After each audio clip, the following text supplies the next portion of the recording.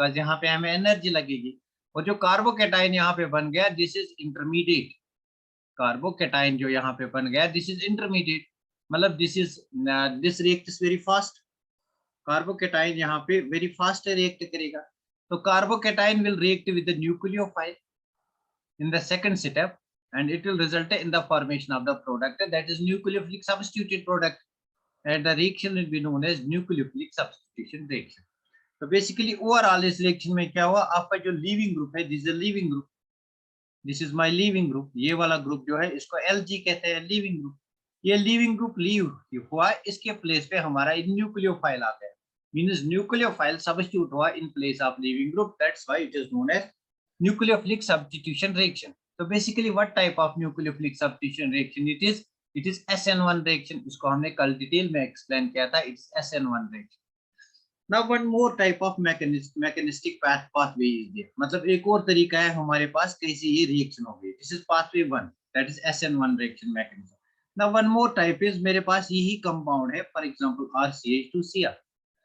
तो यहाँ पे बॉन्ड ब्रेक ना होके पहले स्टेप में मेरा न्यूक्लियोफाइल अटैक करता है, पहले स्टेप में न्यूक्लियोफाइल अटैक करता है। तो न्यूक्लियोफाइल किस कार्बन पे अटैक करेगा, न्यूक्लियोफाइल उस कार्बन पे अटैक करेगा जहाँ पे लीविंग ग्रुप होगा, मतलब nucleophile will begin to form bond with this carbon, and carbon halogen bond will begin to leave. मतलब मेरे पास ये वाली speciality are, it's attached to carbon, इस कार्बन के पास मेरे पास 2 हाइड्रोजन हैं, this is one hydrogen and this is second hydrogen, this is one hydrogen, this is second hydrogen। और क्या हुआ, ये जो कार्बन हैलोजन बॉन्ड है it begins to break out, ये अभी ब्रोक नहीं हुआ, it begins to be broken down, and nucleophile carbon जो बॉन्ड है that begins to be form. तो बेसिकली यहाँ पे पहले न्यूक्लियोफाइल अटैक करता है, तो बेसिकली इन दिस केस पहले न्यूक्लियोफाइल अटैक कर रहा है, तो यहाँ पे पहले न्यूक्लियोफाइल अटैक कर रहा है, मतलब this bond begins to be form. तो इस चीज को कहते हैं, यहाँ पे कार्बन की क्या वैलेंस है, 1 2 3 4 5, दैट इज पेंटावैलेंट कोऑर्डिनेट। तो यहाँ पे ये जो इंटरमीडिएट है it is pentavalent, it is pentavalent. क्या कार्बन पेंटावैलेंट हो सकता है? नो। देयरफॉर इस चीज को हम ट्रांजिशन स्टेट कहते हैं, ट्रांजिशन स्टेट। ट्रांजिशन स्टेट उस चीज को कहते हैं which is very short lived, मतलब एक्चुअली ये बनता नहीं है, it is very short lived, transition state is very short lived, actually ये बनता नहीं है। बट हम सपोज करते हैं कि पहले न्यूक्लियोफाइल बॉन्ड बनाता है यहाँ से, और जब न्यूक्लियोफाइल बॉन्ड बनाता है तब ये carbon halogen bond begin to be broken down. तो ओवरऑल क्या होगा इस रिएक्शन में, ओवरऑल ये होगा कि ये जो मेरा न्यूक्लियोफाइल कार्बन का बॉन्ड है इट विल फॉर्म, ये बन जाएगा, मतलब यहाँ पे न्यूक्लियोफाइल और कार्बन का बॉन्ड बन गया और ये बॉन्ड टूट गया।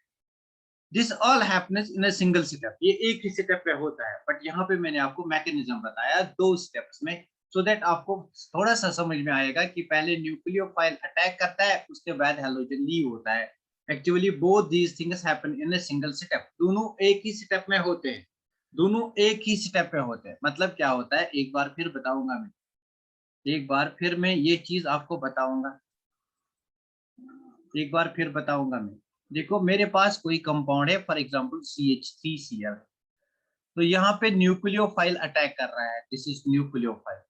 तो अगर न्यूक्लियोफाइल फर्स्ट स्टेप में अटैक करेगा, अगर न्यूक्लियोफाइल फर्स्ट स्टेप पे अटैक करेगा तो कहाँ पे अटैक करेगा, उस कार्बन पे जिसपे लीविंग ग्रुप है। तो न्यूक्लियोफाइल अटैक करेगा, ये लीविंग ग्रुप लीव हो जाएगा, मतलब मेरे पास क्या बनेगा, CH3 इस पे अटैक किया न्यूक्लियोफाइल ने, और मेरे पास +Cl- आ गया।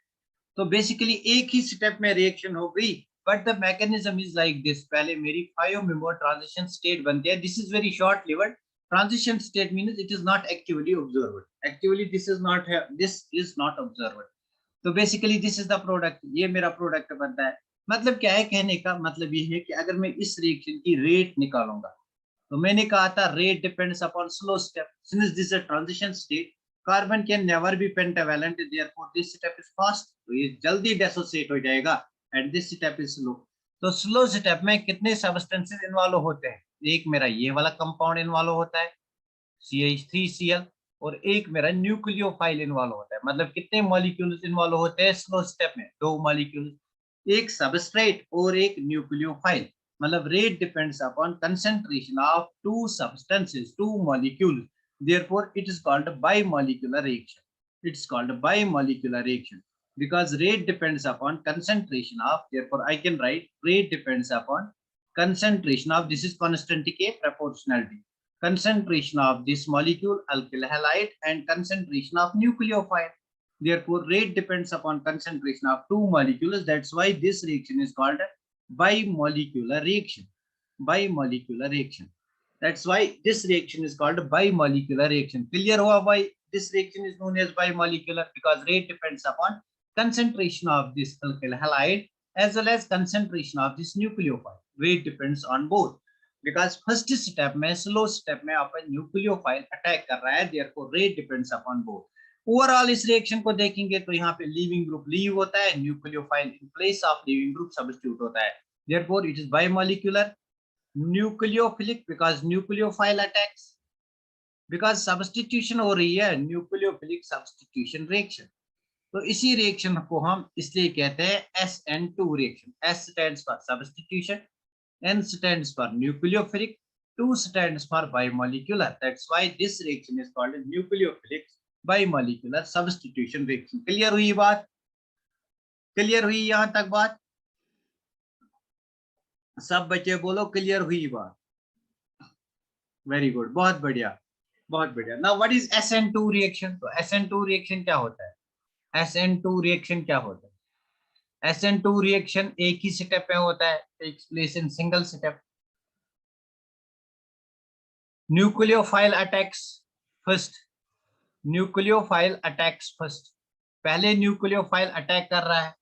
तो अब समझने की बात है, अगर न्यूक्लियोफाइल रेट डिटरमाइनिंग स्टेप में इन्वॉल्व होता है, न्यूक्लियोफाइल पहले अटैक करता है, क्या न्यूक्लियोफाइल का नेचर क्या होना चाहिए? Nucleophile should be strong. तो मैं लिखूंगा यहाँ पे न्यूक्लियोफाइल शुड बी स्ट्रॉन्ग, और मैं लिखूंगा rate depends upon concentration of nucleophile. Rate depends upon concentration of nucleophile. Rate depends upon concentration. Rate of SN2 depends on concentration of nucleophile. Depends upon strength of nucleophile. Strength of nucleophile. तो whenever SN2 reaction takes place, आपका nucleophile strong होना चाहिए.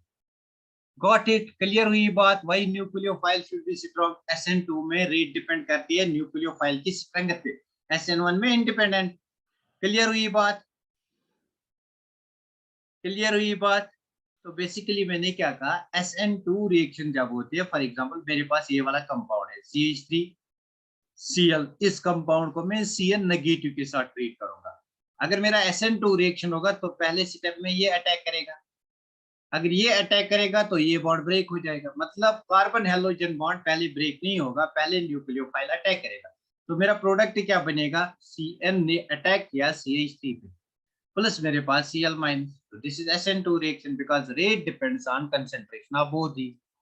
तो देखेंगे विच factors are responsible, कौन से factors responsible है, कब हम एक्सपेक्ट करेंगे SN2 रिएक्शन होगी. तो यहाँ पे आप देखो, क्या SN2 रिएक्शन में, क्या SN2 रिएक्शन में, दिस इज क्लोरीन, यहाँ पे लोन पेयर, क्लोरीन के पास 3 लोन पेयर्स. क्या SN2 रिएक्शन में न्यूक्लियोफाइल फ्रंट साइड से अटैक करेगा या बैक साइड से अटैक करेगा? क्या न्यूक्लियोफाइल फ्रंट साइड से अटैक करेगा या बैक साइड से अटैक करेगा? ये बात मुझे बता. क्या न्यूक्लियोफाइल, वेरी गुड, क्या न्यूक्लियोफाइल फ्रंट साइड से अटैक करेगा या बैक साइड से? Why not front side? देखो न्यूक्लियोफाइल के पास नेगेटिव चार्ज है और यहाँ पे फ्रंट साइड में लोन पेयर ऑफ इलेक्ट्रॉन है. तो अगर यहाँ से अटैक करेगा तो यहाँ से लोन पेयर एंड इलेक्ट्रॉन की चार्ज, इसका रिपल्शन होगा, इसलिए न्यूक्लियोफाइल अटैक बैक साइड. तो हम एक और बात लिखेंगे, SN2 रिएक्शन में nucleophile attacks back side. Nucleophile attacks back side या back side attack of nucleophile takes place. तो यहाँ पे न्यूक्लियोफाइल बैक साइड अटैक करता है. Got it? Very good, because of repulsion. Very good, back side attack होगा. Very good, बहुत बढ़िया. Back side attack. Front कहाँ होगा? एम9 क्या कर रहे हो आप? तो nucleophile will attack back side. Why? यहाँ पे नेगेटिव चार्ज है, इनके पास लोन पेयर ऑफ इलेक्ट्रॉन्स है. लोन पेयर क्या है? इलेक्ट्रॉन्स. तो इलेक्ट्रॉन इलेक्ट्रॉन रिपल्शन होगा, इसलिए nucleophile attack is back side. ये बात हम स्टीरियोकेमिस्ट्री में डिस्कस करेंगे. स्टीरियोकेमिस्ट्री में इस बात को हम इन्वर्जन कहेंगे। अभी उसका डिस्कशन नहीं करेंगे बिकॉज हमने स्टीरियोकेमिस्ट्री का बेसिक नहीं पढ़ा है अभी। ठीक, क्लियर हुई ये बात? क्लियर हुई ये बात? यहां तक बात क्लियर हुई? Very good. यहां तक बात क्लियर हुई? Very good. तो मुझे बता यहाँ पे, मुझे बता यहाँ पे मेरे पास ये वाला मॉलिक्यूल है, ध्यान से समझना, CH3Cl। मेरे पास ये वाला मॉलिक्यूल है CH3 CH2Cl। मेरे पास ये वाला मॉलिक्यूल है CH3 C CH3 H and Cl। और मेरे पास ये वाला molecule CH3 C CH3 CH3 Cl। अब मुझे SN2 रिएक्शन करना है, मतलब यहाँ पे मेरा न्यूक्लियोफाइल अटैक करना है। कहाँ से? बैक साइड से अटैक करना है। न्यूक्लियोफाइल का अटैक बैक साइड से करना है। यहाँ पे भी SN2 करना है, मतलब न्यूक्लियोफाइल का अटैक बैक साइड से करना है। यहाँ पे भी SN2 करना है, मतलब न्यूक्लियोफाइल का अटैक बैक साइड से। किस कार्बन पे? जिसपे लीविंग ग्रुप होगा, मतलब इस कार्बन पे बैक साइड पे। और यहाँ पे भी न्यूक्लियोफाइल का अटैक करना है। किस कार्बन पे? बैक साइड से इस कार्बन पे, इस कार्बन पे बैक साइड से अटैक करना है। तो मुझे बता, क्या यहाँ पे अटैक पॉसिबल है बैक साइड से? क्या यहाँ पे न्यूक्लियोफाइल का अटैक बैक साइड से पॉसिबल है? या इनमें मुझे बता, this is A, this is B, this is C, this is D, कहां पे सबसे इजी है अटैक करना न्यूक्लियोफाइल को बैक साइड से? सबसे इजीली न्यूक्लियोफाइल, सबसे इजीली न्यूक्लियोफाइल कहां पे अटैक करेगा? बैक साइड से। वेरी गुड, बहुत बढ़िया। देखो यहाँ पे स्टीरिक हिंड्रेंस है, देखो यहाँ पे back side is sterically blocked. तो अगर आपका बैक साइड स्टीरिकली ब्लॉक्ड है, क्या न्यूक्लियोफाइल बैक साइड से अटैक कर सकेगा? क्या यहाँ से न्यूक्लियोफाइल आ सकेगा? नो। तो यहाँ पे भी देखो back side is sterically blocked, but फिर भी न्यूक्लियोफाइल आ सकता है। यहाँ पे बैक साइड जो है इस कार्बन का, इस कार्बन का जो बैक साइड है दैट इज नॉट स्टीरिकली ब्लॉक्ड। यहाँ पे न्यूक्लियोफाइल ज्यादा इजीली अप्रोच कर सकता है। यहाँ पे भी न्यूक्लियोफाइल अप्रोच कर सकता है ना। देखो this is primary, this is primary, this is secondary, this is tertiary. क्या हम ये बात कहेंगे कि प्राइमरी में ज्यादा SN2, then secondary, then tertiary में होगा? पहले मिथल में, this is super primary methyl. Methyl में अगर मिथल सबस्ट्रेट होगा उसमें ज्यादा SN2, then primary, then secondary, then tertiary. This is the rate of SN2, this is the rate of SN2। क्या मैं ये बात कहूं? क्या ये बात आपको समझ में आ गई? Why the rate of SN2 is primary, secondary, tertiary. Why the rate is, first primary में ज्यादा SN2 हो सकता है, देन सेकेंडरी, देन टर्शियरी में। क्लियर हुई ये बात? वेरी गुड, बहुत बढ़िया। मतलब यहाँ पे हमने दो बातें कल से सीखी, दो बातें हमने यहाँ पे सीखी। अगर हम SN1 की बात करेंगे तो SN1 में टर्शियरी में ज्यादा होता है, देन सेकेंडरी, देन प्राइमरी। मतलब प्राइमरी में नहीं होता था, बहुत कम होता था, वेरी वेरी लीस्ट। तो टर्शियरी और सेकेंडरी में SN1 होता है। अगर SN2 की बात करेंगे तो ये प्राइमरी में ज्यादा होता है, उसके बाद सेकेंडरी, टर्शियरी में लीस्ट होता है। टर्शियरी में SN2 पॉसिबल नहीं है। तो मैं यहाँ पे अब डिवाइड करूंगा सब्जेक्ट को। How I will divide this? तो देखो यहाँ पे मैं कैसे इसको डिवाइड करूंगा। नाउ सी, मेरे पास यहाँ पे SN1 है, यहाँ पे SN2।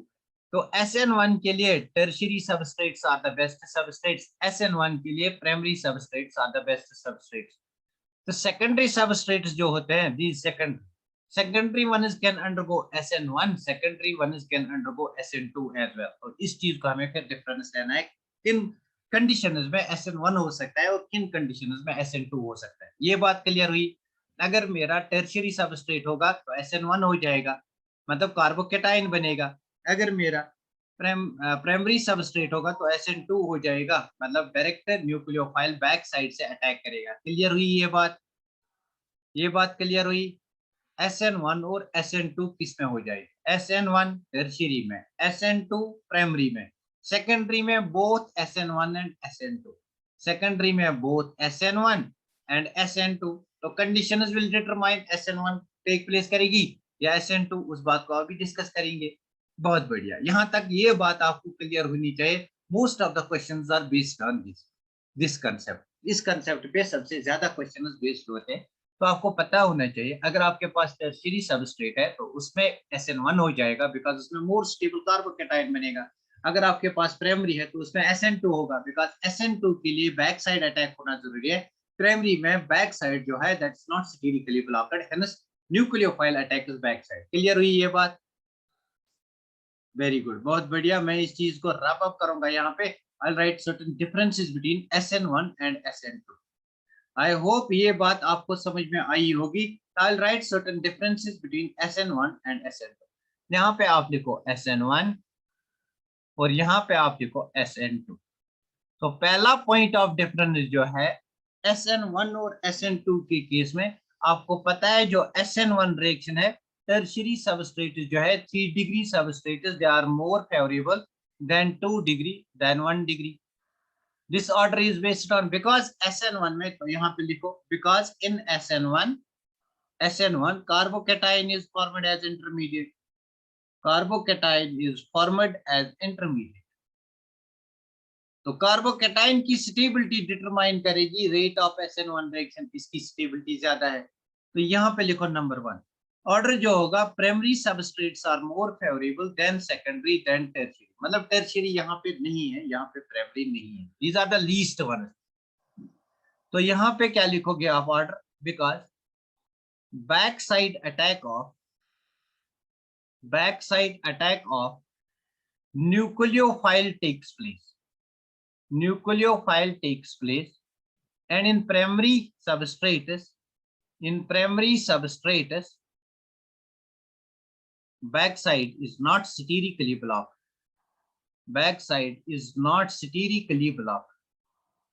मुझे लगता है अब पॉइंट जो है वो क्लियर हुआ आपको। Sterically blocked, back side is not sterically blocked organ.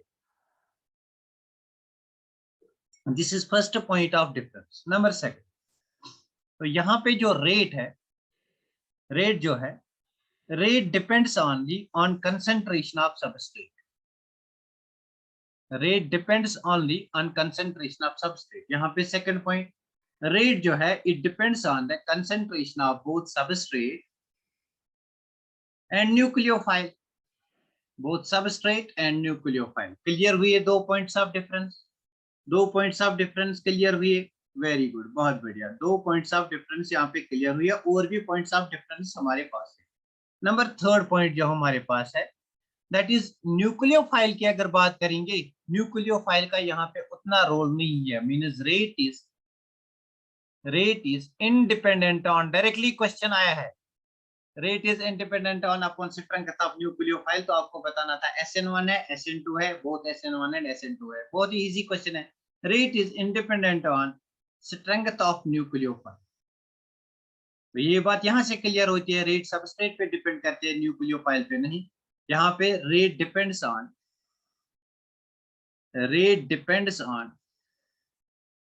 Strength of nucleophile. इसलिए यहाँ पे कौन से न्यूक्लियोफाइल आप चूज करोगे? Strong nucleophile. Rate depends on strength of nucleophile. ये बात, इसको आप नोट डाउन करो। Will write further more 2 points of difference. एक दो और पॉइंट जो है डिफरेंसेस के, वो हम यहाँ पे लिखेंगे। आप इस चीज को, इसका आप स्क्रीनशॉट ले लो। तो पूरे लेक्चर का जो हमने कल और आज पढ़ा था, अगर आपको ये सम अप समझ में आ गया ना, मतलब आपको SN1 SN2 पूरा समझ में आ गया।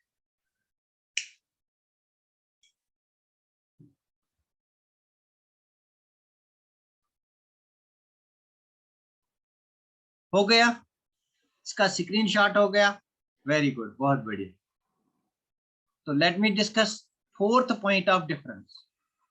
इसमें और भी डिफरेंसेस आएंगे, लेकिन वो मैं स्टीरोकेमिस्ट्री में डिस्कस करूंगा, बिकॉज स्टीरो को मैं अलग से लूंगा, बिकॉज यू आर बिगनर्स, आपके लिए थोड़ा सा मुश्किल हो जाएगा। Number fourth point of difference आप देखो यहाँ, इन SN1, यहाँ पे मैं SN1 लिखता हूँ, carbocation is formed intermediate, carbocation is formed intermediate, it is formed as intermediate. तो SN2 में कोई इंटरमीडिएट नहीं बनता है। Pentavalent, penta coordinate geometry, penta coordinate transition state is formed, this has not actively been observed, that's why it is called transition state, मतलब जो ही वो बनेगा वो टूट जाएगा। तो नंबर फिफ्थ पॉइंट, कार्बोकेटाइन के केस में अच्छा अटैक कभी मत लिखो, वो सिक्यूरो केमिस्ट्री पे हम डिसाइड करेंगे कहाँ से अटैक होता है। तो यहाँ बैक साइड अटैक होता है, यहाँ फ्रंट साइड अटैक। अच्छा लिखो, front side attack, front side attack takes place, attack of nucleophile takes place। तो कार्बोकेटाइन को आगे से अटैक होगा, यहाँ पे back side attack of nucleophile takes place. This is the fifth point, back side attack of nucleophile takes place, attack of nucleophile takes place, back side attack of nucleophile takes place. अब जो मैं point बताने जा रहा हूं that is the most important point.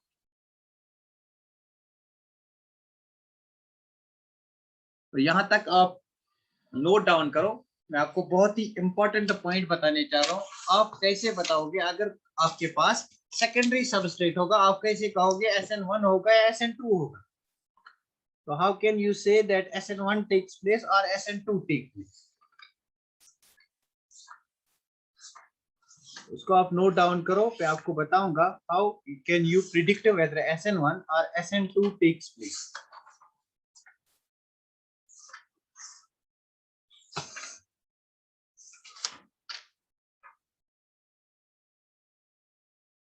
Number 6, तो जो हमारा SN1 रिएक्शन होता है, जो हमारा SN1 रिएक्शन होता है, इट इज फेवर्ड बाय, बहुत ही इंपॉर्टेंट पॉइंट है, it is favoured by polar protic solvents, favoured by polar protic solvents. Now what is this polar protic? मतलब जो सॉल्वेंट होगा हमारे पास, सॉल्वेंट मतलब वाटर होगा, इथेनॉल होगा, जो हमारे पास सॉल्वेंट होगा, सॉल्वेंट पोलर होना चाहिए और प्रोटिक होना चाहिए। प्रोटिक किसको कहेंगे? जिसके पास प्रोटॉन होगा। फॉर एग्जांपल वाटर मेरे पास है, water is a polar solvent, this is del minus, this is del plus, this is del plus, और वाटर के पास प्रोटॉन भी है, ionisable proton, therefore it's an example of polar protic solvent। Got it? तो मेरे पास for example C2H5OH है, is it polar? Del minus del plus, तो ये भी पोलर है, तो इसके पास आयनाइजेबल प्रोटॉन भी है, इसको कहेंगे पोलर प्रोटिक सॉल्वेंट। तो सॉल्वेंट के बेसिस पे आप पहचान सकोगे SN1 होगा या SN2 होगा। Got it? तो फॉर एग्जांपल मेरे पास एसिटिक एसिड होगा, एसिटिक एसिड होगा CH3 C double bond O single bond OH, it is polar, यहाँ पे डेल माइनस, यहाँ पे डेल प्लस, एंड इसके पास प्रोटॉन भी है, this is polar protic solvent. Clear हुआ पोलर प्रोटिक सॉल्वेंट क्या होता है? क्लियर हुआ पोलर प्रोटिक सॉल्वेंट क्या होता है? Very good. तो इसमें लिखो number 6 point, SN2 reactions are favored by, they are favored by polar aprotic solvents, they are favored by polar aprotic solvents। मतलब जिनके पास प्रोटॉन अवेलेबल नहीं होगा, फॉर एग्जांपल DMSO, DMSO इसको कहते हैं डाइमीथाइल,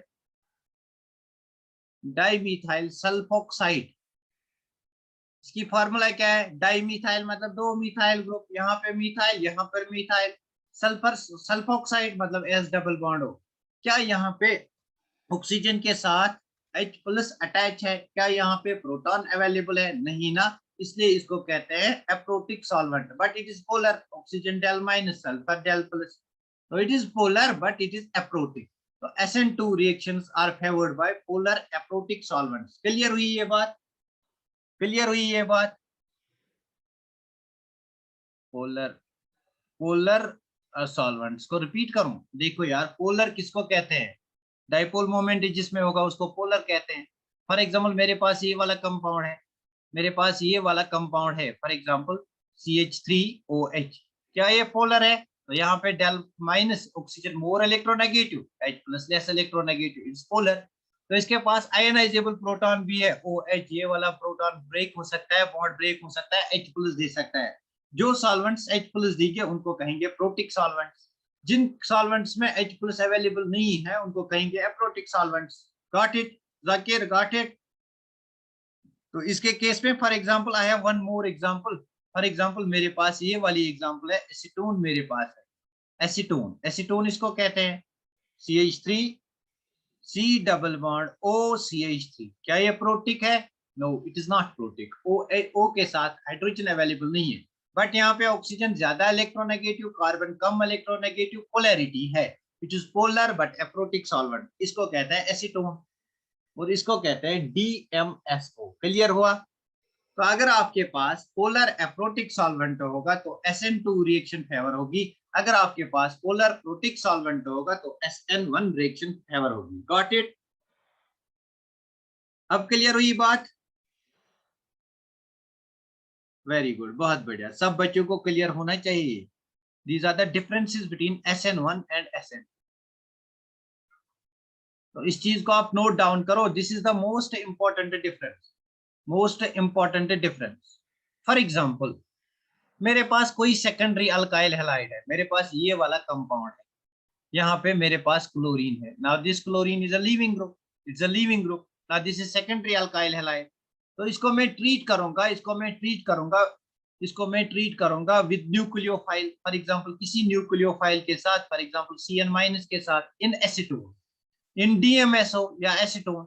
तो आपको बताना है यहाँ पे कौन सी रिएक्शन होगी, यहाँ पे SN1 होगी या SN2 होगी। आपको बताना है यहाँ पे SN1 या SN2 या बोथ या none of these are 4 option. तो आपको बताना है कौन सी रिएक्शन होगी। तो मुझे बताओ आंसर इस क्वेश्चन का। वेरी गुड, बहुत बढ़िया, वेरी नाइस, वेरी नाइस। ओएस नीलोफर, वेरी गुड, बहुत बढ़िया, मतलब बात आपको समझ में आ गई।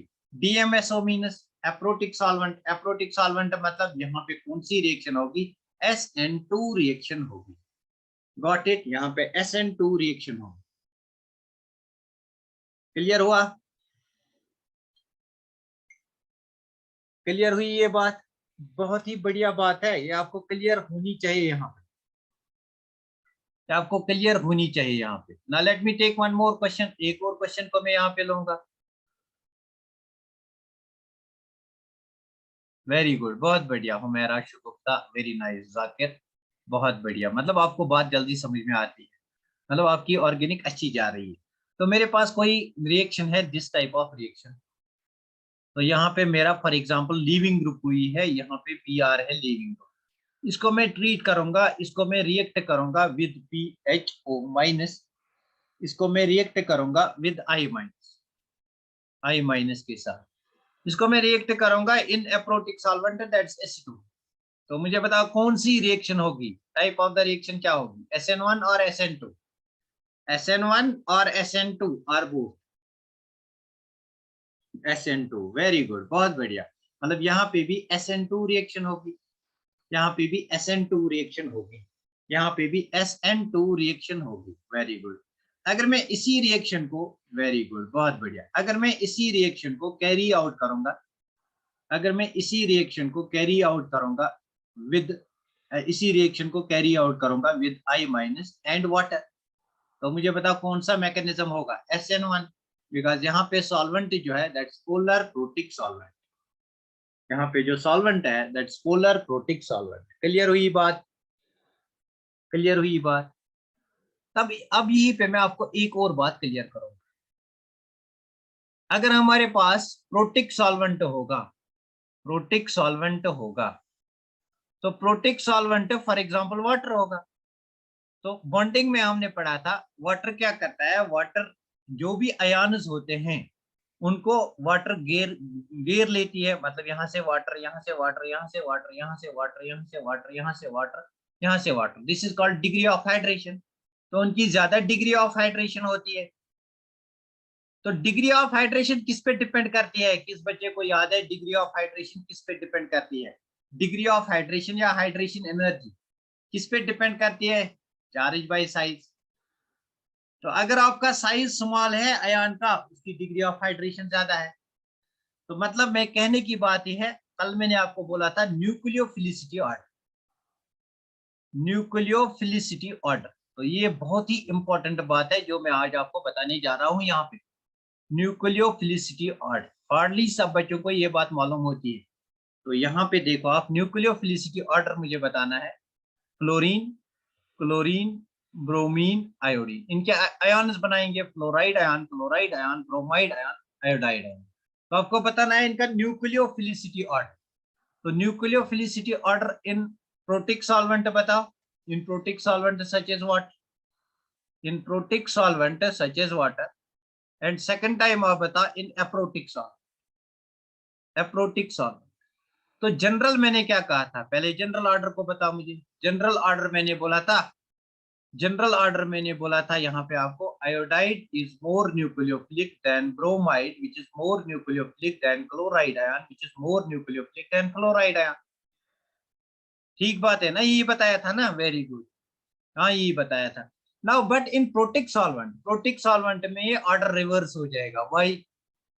वाई प्रोटिक सॉल्वेंट में इसका साइज स्मॉल है, हाइड्रेशन एनर्जी डिपेंड करती है इनवर्सली प्रोपोर्शनल टू साइज। अगर साइज स्मॉल है, हाइड्रेशन ज्यादा होगी, तो फ्लोराइड आयन की हाइड्रेशन ज्यादा होगी। यहाँ से वाटर, यहाँ से वाटर, यहाँ से वाटर, यहाँ से वाटर, यहाँ से वाटर, यहाँ से वाटर, यहाँ से वाटर, प्रोटिक सॉल्वेंट। क्यों? बिकॉज फ्लोराइड आयन माइनस है, तो वाटर हमारे पास आया ओ एच एच, ऑक्सीजन के पास डेल माइनस, इसके पास डेल प्लस, यहाँ पे हाइड्रोजन बॉन्डिंग होगी। एज अ रिजल्ट जो हमारा F माइनस है, now it is not available, it is not available as a nucleophile because it is hydrated. तो अगर ये ज्यादा हाइड्रेट हुआ तो it's not this negative charge, it's not available as a nucleophile. तो मैं कहूंगा प्रोटिक सॉल्वेंट में, प्रोटिक सॉल्वेंट में iodide ion is most nucleophilic than bromide ion than chloride ion. Got it? This is the, जो ये order है, this is the order in protic solvent. Clear हुई बात? क्लियर हुई बात? ये जो ऑर्डर है it is in protic solvent. Clear हुई बात? प्रोटिक सॉल्वेंट में क्यों ये ऑर्डर है? बिकॉज F पे जो माइनस चार्ज है it is not available. Why it is not available? Because it is hydrated, इसके इसको घेर लिया है वाटर मॉलिक्यूल ने because of hydrogen bonding. So इसका साइज स्मॉल है, therefore it is heavily hydrated compare to iodide ion. तो but in aprotic solvent कोई हाइड्रेशन नहीं होगी ना, इन एप्रोटिक सॉल्वेंट हाइड्रेशन नहीं होगी, in aprotic solvent no hydration takes place, no hydration takes place because hydrogen bonding नहीं होगी, no hydration takes place. तो अगर हाइड्रेशन टेक प्लेस नहीं करेगी, then in aprotic solvent the order of nucleophilicity is fluoride ion is more nucleophilic than chloride ion, then bromide ion, then iodide ion. So this is very very important. ये जो दो order है ये बहुत ज्यादा important है। अगर कोई भी आज के बाद पूछेगा न्यूक्लियोफिलिसिटी ऑर्डर इनका, तो आपको पहले बताना है क्या प्रोटिक सॉल्वेंट की बात कर रहे हो या एप्रोटिक सॉल्वेंट की। अगर प्रोटिक सॉल्वेंट की बात हो रही है तब ऑर्डर ये है बिकॉज ऑफ हाइड्रेशन। अगर एप्रोटिक सॉल्वेंट की बात हो रही है तब ऑर्डर ये है because of no hydration. Clear हुआ? क्लियर हुआ? सब बच्चे बोलो ये बात क्लियर हुई। बहुत ही इंपॉर्टेंट है, दिस इज इंपॉर्टेंट, डायरेक्टली आता है एग्जाम में। तो डायरेक्टली आप गोटाफिकेशन याद नहीं रखोगे, ये ऑर्डर है। This is the order valid in protic solvent and this is valid in aprotic solvent. Order will be same as that of nucleophilicity order in case. No, no, no, no. In case of aprotic solvent the order is this. यहाँ पे hydration नहीं हो रही है ना, अगर hydration नहीं हो रही है तो यहाँ पे चार्ज ज्यादा किस पे है? फ्लोरीन माइनस पे ज्यादा चार्ज है compare to that of iodide minus because it is small. तो इसका न्यूक्लियोफिलिसिटी जो है that will decrease. That's why the nucleophilicity order in protic solvent will be this. Clear हुई बात? तो यहाँ पे आप देखो ये ऑर्डर क्यों है, फिर ये order because of 2p overlap. यहाँ पे क्लोरीन क्लोरीन ब्रोमीन आयोडीन, यहाँ पे 2p ऑर्बिटल है, यहाँ पे 3p है, यहाँ पे 4p है, यहाँ पे 5p है फ्रॉम इलेक्ट्रॉनिक कॉन्फ़िगरेशन। यहाँ पे 5p 2p overlapping, this is not perfect overlapping, that's why this is actually order. But protic solvent में ऑर्डर ऐसा बनता है। क्लियर हुआ? क्लियर हुआ? एक बार मुझे बोलो क्लियर हुआ?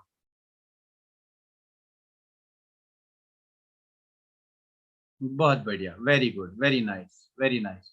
तो नेक्स्ट हम चलते हैं SN1 और SN2 का हम डिस्कशन कर रहे हैं। SN1 SN2।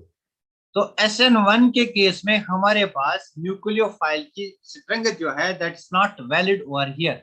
Rate does not depend upon nucleophile, मतलब आपका न्यूक्लियोफाइल जो है वो वीक भी हो सकता है। Weak nucleophiles are preferred, weak nucleophiles are preferred. But SN2 में आपका न्यूक्लियोफाइल जो है that should be strong nucleophile. Why? Because it depends upon strength of nucleophile. SN2 में जो न्यूक्लियोफाइल है it should be very strong, it should be strong. SN2 में nucleophile strong होना चाहिए। तो these are the differences between SN1 and SN2। Clear हुई बात? तो यहाँ पे जेई मेंस 2006 में एक क्वेश्चन आया, तो मैं एक क्वेश्चन लूंगा। This is question from JEE Mains 2006। इस क्वेश्चन को मैं यहाँ से लूंगा। This is question from JEE Mains 2006।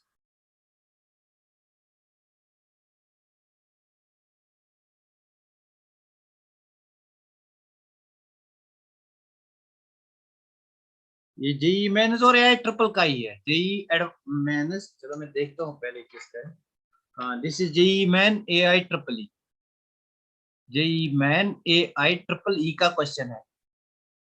तो क्या क्वेश्चन आया है बेसिकली यहाँ पे रिएक्शन गिवन है CH3Br।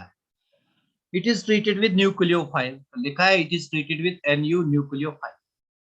तो इट गिव्स यू, तो यहाँ से आपको प्रोडक्ट मिलता है CH3NU। तो यहाँ तक हमें पता चलता है this is nucleophilic substitution reaction plus Br। तो मुझे बता पहले ये कौन सी रिएक्शन है, SN1 या SN2? मुझे बता ये कौन सी रिएक्शन है, SN1 या SN2?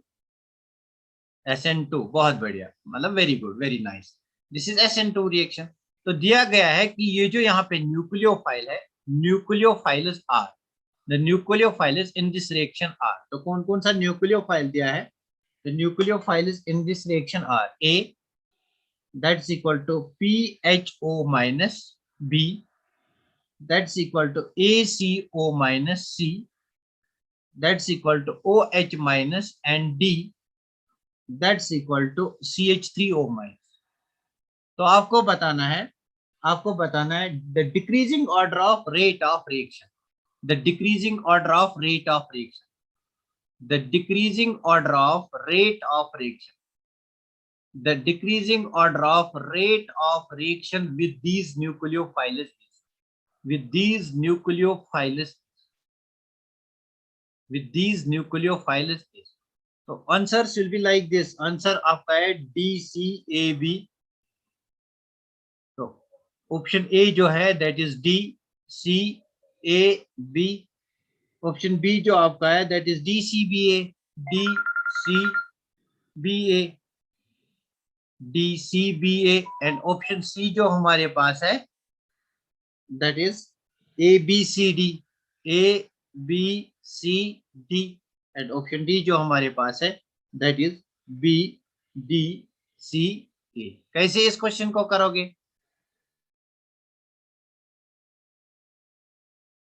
क्वेश्चन को करोगे, मैंने आपको न्यूक्लियोफिलिसिटी ऑर्डर बताया था। क्वेश्चन आपने लिखा, आपने क्वेश्चन लिखा क्या? क्वेश्चन आपने लिखा? तो मैंने आपको एक न्यूक्लियोफिलिसिटी ऑर्डर बताया था, एक न्यूक्लियोफिलिसिटी ऑर्डर। मैंने यहां से आंसर्स आ गए, ऑप्शन सी। तो लेट अस चेक, हम चेक करेंगे क्या ऑप्शन सी यहाँ पे क्लियर है, ठीक है या गलत है, हम चेक करेंगे इसको।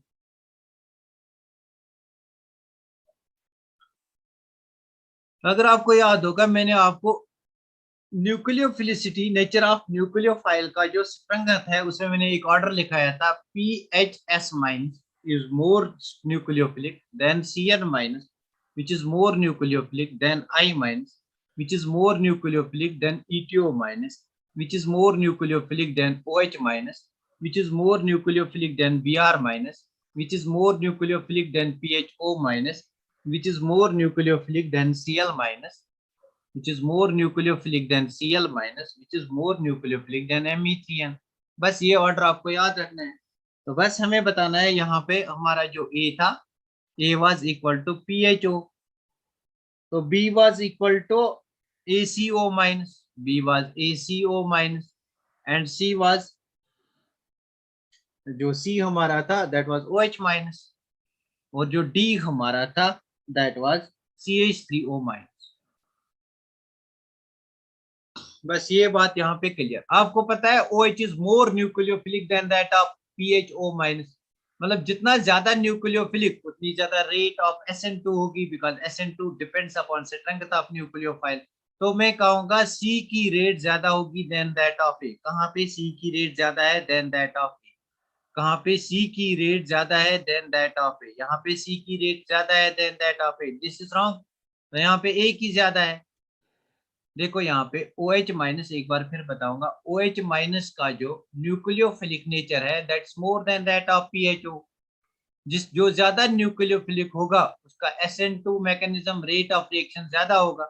तो OH के केस में मैकेनिज्म रेट ऑफ रिएक्शन ज्यादा होगा compare to that of PHO। तो OH हमारा C है, इसका ज्यादा होगा देन दैट ऑफ C का ज्यादा होगा देन दैट ऑफ A। तो मैं कहूंगा यहाँ पे A की ज्यादा है, दिस इज रॉन्ग। तो यहाँ पे आपका सी का ज्यादा है देन दैट ऑफ ए, ये हो सकता है। सी का ज्यादा है देन दैट ऑफ ए, ये हो सकता है। यहाँ पे सी का ज्यादा है देन दैट ऑफ ए, ये हो सकता है। मतलब इस ऑप्शन को आप एलिमिनेट कर सकोगे। क्लियर हुई बात यहाँ तक? इस ऑप्शन को आप एलिमिनेट कर सकोगे यहाँ पे। You can eliminate this option, you can eliminate this option.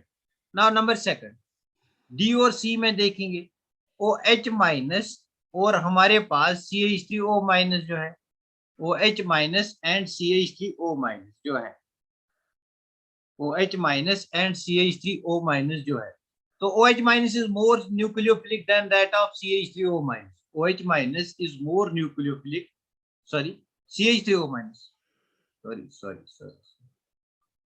तो दिस ये हमारे पास ETO माइनस है। ETO माइनस मतलब CH2 CH3 CH2O माइनस। तो इसके बदले अगर मैं लिखूंगा यहाँ पे CH3O माइनस, मतलब ये भी अल्कोक्साइड आयन है, ये भी अल्कोक्साइड आयन है। It is more nucleophilic than that of OH minus, मतलब मैं लिखूंगा ETO माइनस और CH3O minus is more nucleophilic than that of OH। तो ये मेरे पास कौन सा है? ये मेरे पास है D। और ये मेरे पास कौन सा है? सी। और ये मेरे पास कौन सा है? ए। तो clearly if it is more nucleophilic, D की रेट ज्यादा होगी than that of C. D की रेट ज्यादा देन दैट ऑफ सी। तो यहाँ पे ये ऑप्शन एलिमिनेट हो जाता है, यहाँ पे ये ऑप्शन एलिमिनेट हो जाता है। क्लियर हुआ? अब ये दो ऑप्शन हमारे पास रहते हैं। डी की सबसे ज्यादा है, क्यों डी की ज्यादा है than that of C? Because this is more nucleophilic than this.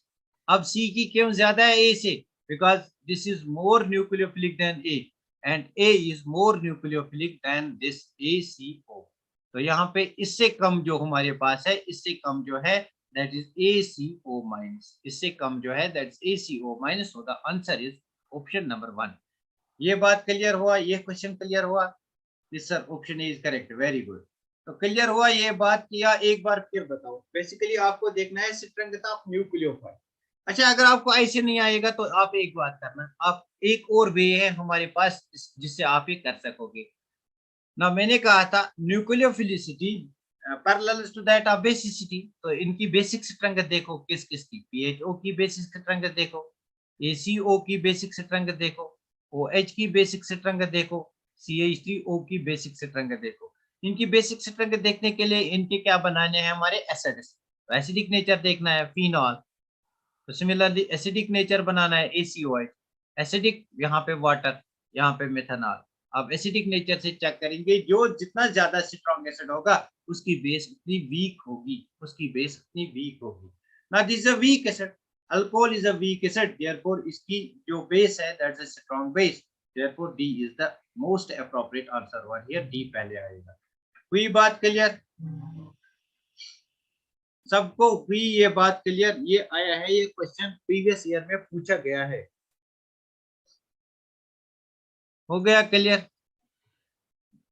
ये क्वेश्चन क्लियर हुआ? वेरी गुड, बहुत बढ़िया कनीता, वेरी गुड।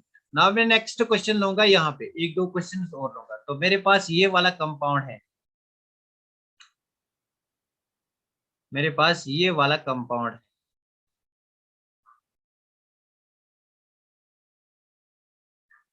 ये वाला कंपाउंड मेरे पास है, यहाँ पे Cl है।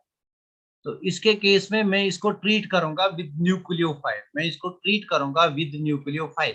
तो मैं न्यूक्लियोफाइल के साथ ट्रीट करूंगा। मेरे पास कोई न्यूक्लियोफाइल है, फॉर एग्जांपल Nu माइनस। तो यहाँ पे मैं कोई सॉल्वेंट लूंगा, let me take ethanol solvent. तो मुझे बताइए कौन सा सॉल्वेंट है?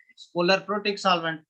तो मुझे बताइए यहाँ पे प्रोडक्ट क्या मिलेगा? क्या यहाँ पे सब्स्टिट्यूशन रिएक्शन हो जाएगी?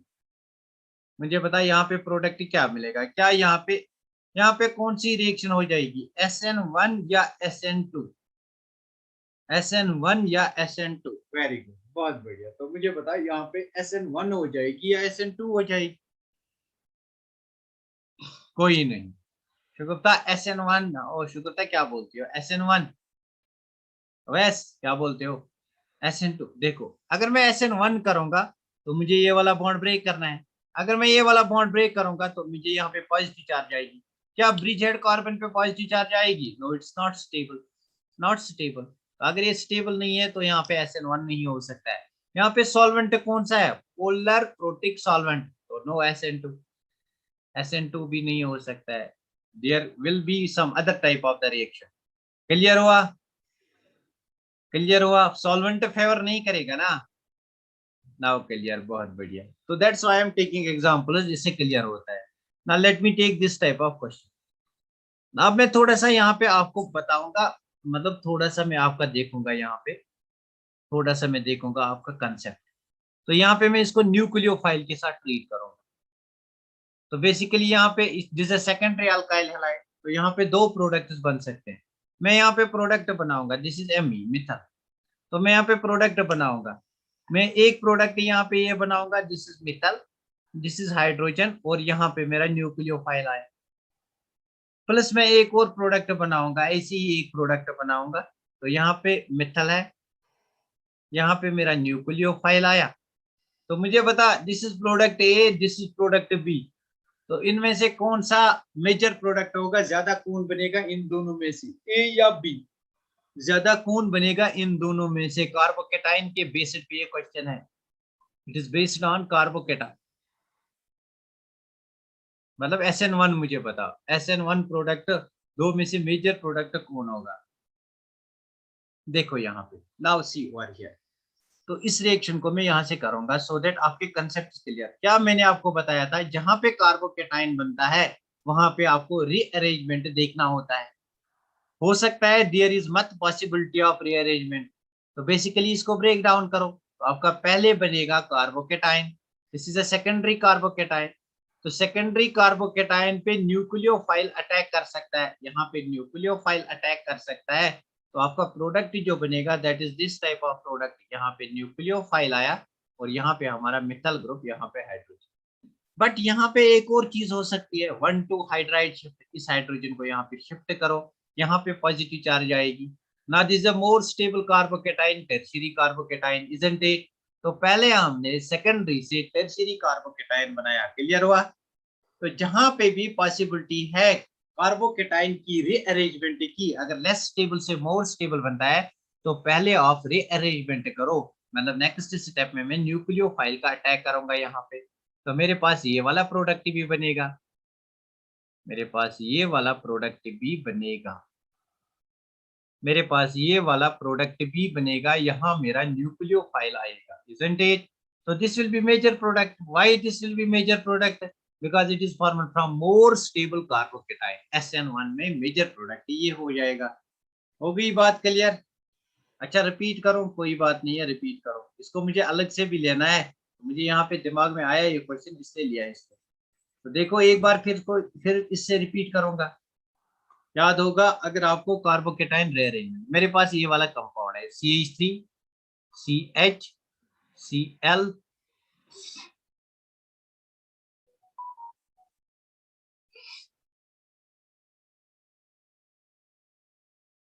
मेरे पास यहाँ पे CH3 CH3 CH Cl और CH3। तो मुझे इसको न्यूक्लियोफाइल के साथ रिएक्ट करना है, न्यूक्लियोफाइल के साथ रिएक्ट करना है। फॉर एग्जांपल मैं इसको साइनाइड आयन के साथ रिएक्ट करूंगा इन वाटर, मतलब इट्स अ प्रोटिक सॉल्वेंट, यहाँ पे SN1 रिएक्शन होगी। तो SN1 के लिए हमें करना क्या है, हमें यहाँ कार्बोकेटाइन बनाना है। तो यहाँ पे हम कार्बोकेटाइन को बनाएंगे। इस हाइड्रोजन को मैं अलग लिखूंगा, यहाँ पे हाइड्रोजन, यहाँ पे CH3, यहाँ पे CH पे पॉजिटिव चार्ज, और यहाँ पे CH3 ना। अब मुझे बताइए कौन सा कार्बोकेटाइन है, जैसे सेकेंडरी कार्बोकेटाइन। अब ये रिएक्ट करेगा CN माइनस के साथ, तो CN माइनस यहाँ पे अटैक कर सकेगा। अगर CN माइनस यहाँ पे अटैक करेगा तो मेरा प्रोडक्ट क्या बनेगा, CH3, और यहाँ पे H, यहाँ पे CH, यहाँ पे CN एंड यहाँ पे CH3। लेकिन एक और बात हो सकती है, क्या ये जो स्पेशी है यहाँ पे रीअरेंजमेंट हो सकता है। पहले इसमें रीअरेंजमेंट होगा। रीअरेंजमेंट कब होगा? जब सेकेंडरी से टर्शियरी बना सकते हैं, प्राइमरी से सेकेंडरी बना सकते हैं। मैं इस हाइड्रोजन को यहाँ से यहाँ शिफ्ट करूंगा विद इलेक्ट्रॉन पेयर, तो यहाँ पे पॉजिटिव चार्ज, मतलब मेरा जो कार्बोकेटाइन है that will be this type of carbocation which is formed over here, this is tertiary carbocation. तो यहाँ पे मेरा टर्शियरी कार्बोकेटाइन बन गया, ये CH और HCH2 बन गया। तो इस टर्शियरी कार्बोकेटाइन पे Cn- अटैक करेगा, तो बेसिकली मेरे पास ये वाला प्रोडक्ट बनेगा। तो this will be the major product, why? Because it is formed from more stable carbocation. SN1 में जितना ज्यादा स्टेबल कार्बोकेटाइन होगा उतना ज्यादा प्रोडक्ट की परसेंटेज जो है, यील्ड जो है वो ज्यादा होगी। शुगुप्ता क्लियर हुआ? क्लियर हुआ शुगुप्ता? क्लियर हुआ? वेरी गुड, सब बच्चों को क्लियर हुआ। तो मैं यहाँ पे स्टॉप करूंगा इस लेक्चर को। हमने SN2 को खत्म किया। नेक्स्ट लेक्चर में हम डिस्कस करेंगे फ्री रेडिकल सब्स्टिट्यूशन रिएक्शंस और इलेक्ट्रोफिलिक सब्स्टिट्यूशन रिएक्शंस, कल हम डिस्कस करेंगे। ये क्लियर हुआ? अब आपको और भी क्वेश्चंस आएंगे। अगर आप प्रीवियस ईयर क्वेश्चंस ट्राई करोगे आपको बहुत सारे क्वेश्चंस आएंगे। वेरी गुड, बहुत बढ़िया। तो इसको मैं अलग से भी पढ़ाऊंगा रीअरेंजमेंट रिएक्शन में। अब यहाँ पे ये क्वेश्चन आ गया इसलिए मेरे दिमाग में आया है, इसलिए इसको बताया। अदरवाइज इसको मैं रीअरेंजमेंट को मैं अलग पढ़ाऊंगा। रीअरेंजमेंट तो बेसिकली SN1 के केस में कार्बोकेटाइन बनता है, जहां पे कार्बोकेटाइन बनता है फ्री रेडिकल बनता है, वहां पे रीअरेंजमेंट की पॉसिबिलिटी है। जहां पे कार्बोकेटाइन बनता है वहां पे रीअरेंजमेंट की पॉसिबिलिटी है। Where ever carbocation